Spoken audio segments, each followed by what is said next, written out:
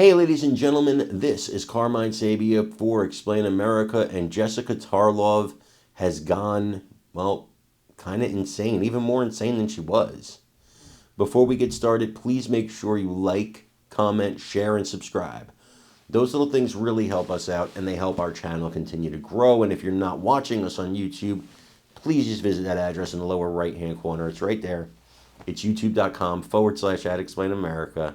And when you get there, please hit subscribe, absolutely free. It really helps us out. I'm going to familiarize you guys with a name you might have heard, might not have heard, but you're going to hear a lot of.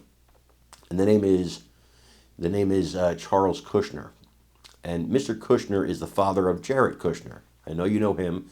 That's Ivanka Trump's husband, President-elect Donald Trump's son-in-law. Well, Charles Kushner served time in prison for a crime, white-collar crime, and he was pardoned by Donald Trump. Here's the key.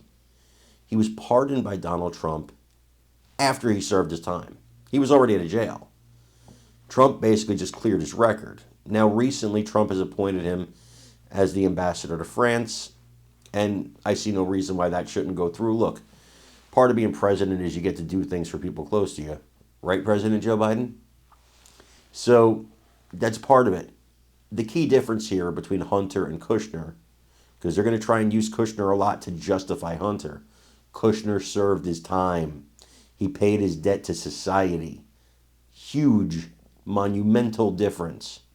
Whereas Hunter Biden was pardoned before he faced any consequences at all, like Daddy has done for him his entire life. That being said, Tarlov tries to make this argument on The Five with a bunch of conservative co-hosts, and she got her butt handed to her. She got roasted, and it was beautiful to watch. I want you to watch it, and let me know what you think in the comments. All right, Jessica, there's mixed reaction from the left on this. Where do you sit? Yeah, there is. And I think that a lot of people are doing political jockeying, right? Like if I'm thinking about running in the future, I want to be on record as saying this is an abuse of power. And maybe we should have a larger conversation about presidential pardons because it seems like they're perhaps too sweeping and that on your way out, you can just about do anything. I think that for a lot of rank and file Democrats, they actually would rather see Joe Biden do this because this feels like Mitch McConnell vibes, someone who's like, we're not going to see Merrick Garland before Donald Trump comes into office, and I'm going to make sure that Supreme Court seat is open. It has more backbone than they're used to seeing from Joe Biden. He should have always said maybe, though, about this. It was, and I said, you guys asked me, well, do you believe him? And I said, I have no reason not to believe him, but you would think that any parent would be thinking in the back of their mind, I don't want my kid to go to jail. And if it's true what Karine Jean-Pierre said about the timing of this, I'm sure that this weekend the news rolled in that Charles Kushner is going to be the ambassador to France, a very cushy job, someone who was pardoned for what Chris Christie, who prosecuted him, called one of the most loathsome and disgusting crimes. I mean, the guy videotaped. Okay.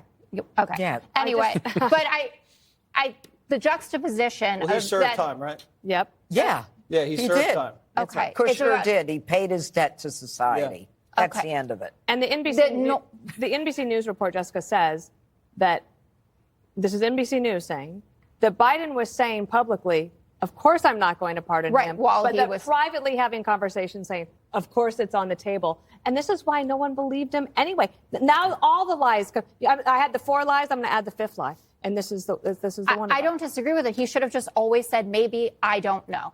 I have to see where the chips fall on this. But one of the messages that came out of the election was that voters don't think Donald Trump is a unique threat to democracy. They don't care about norms or any of the things that Democrats were campaigning on. And I think that Joe Biden just essentially said, on my way out, I don't care anymore. And I'm just going to protect my kid. Okay. I'm not sure I'm buying all of that, but I want to hear what you think. I'd protect Jesse? my kid if Jesse Jr. did something bad.